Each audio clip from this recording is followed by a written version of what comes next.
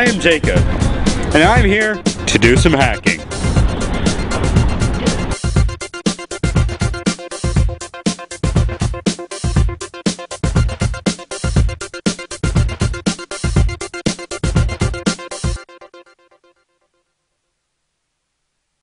So, my name's Jacob. Hey Jacob. My name is Ryan Varga. Ryan Varga? Yes. I am I'm currently a master's student at York University, studying environmental studies. I have a background in new media and interaction design, and I also have a passion for the environment. Why did you choose to set up in the Hack Lab, as the DIY conference puts it? Well, I think it's important as a citizen, as a concerned citizen, in order to be able to, let's say, make a difference or contribute to perhaps gathering environmental information about your local community. So one of the things about doing it yourself and this idea of kind of hacking in the Hack Lab, a lot of the people here are working with technologies that allow citizens to gather important information within their local communities and then create conversations around that information. I think it's wrong to think of a hacker as kind of sitting in a basement alone, hacking away, interested only in technology and the technology itself. One of the things that this space represents is people that are interested in technology, but they're perhaps even more interested in the social context. I was just at a lecture in the morning that talked about how games such as Little Big Planet are using new technology or new policy to help kids make customized things and have more ownership of that. What's your take on that? Little Big Planet is interesting because Little Big Planet, rather than kind of Little Big Planet is a platform that allows, in this case, younger kids or whatever, even myself, I've used the game before.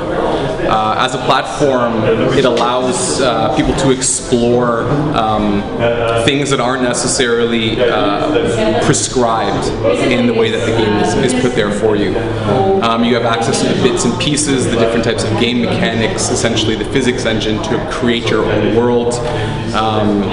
So in that sense, kind of enabling or empowering people to use technology in kind of innovative ways. I think Little Big Planet as an emergent platform is pretty interesting. Hello.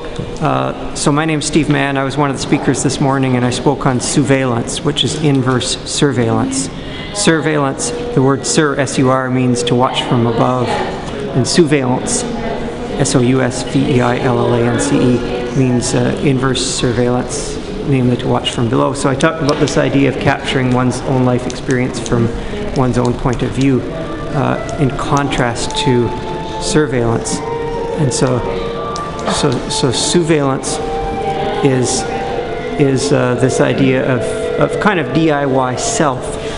I talked a little bit about that, about surveillance, and I also talked about computer-mediated reality, where your visual reality is modified computationally by whatever you see through the computer. Hi, Mark. Nice to meet you. Nice to meet you too. You have an interesting contraption here. Can you please tell me about it? Sure. Yeah, so these are a couple prototypes that we've been developing for a new science center that's being built out in Calgary. Essentially, the existing Calgary Science Center is being rebuilt from scratch. And so we're one of the companies that's been hired to develop a bunch of interactive exhibits. This is one called Solar Panel Music Wall. Okay. And what it is it's going to be a gigantic array of solar panels. And you'll have, this is just a tiny light source, but you'll have these gigantic focusable lights in order to shine on this gigantic wall of solar panels and make music. So what you can do is you turn on a light. This is just a standard mag light with a halogen bulb, and you can focus it on Essentially, there's a direct mapping between the amount of light hitting the panel and the volume of the sound. So by putting lots of panels together, you have the ability to create chords. All right, thank you. No problem.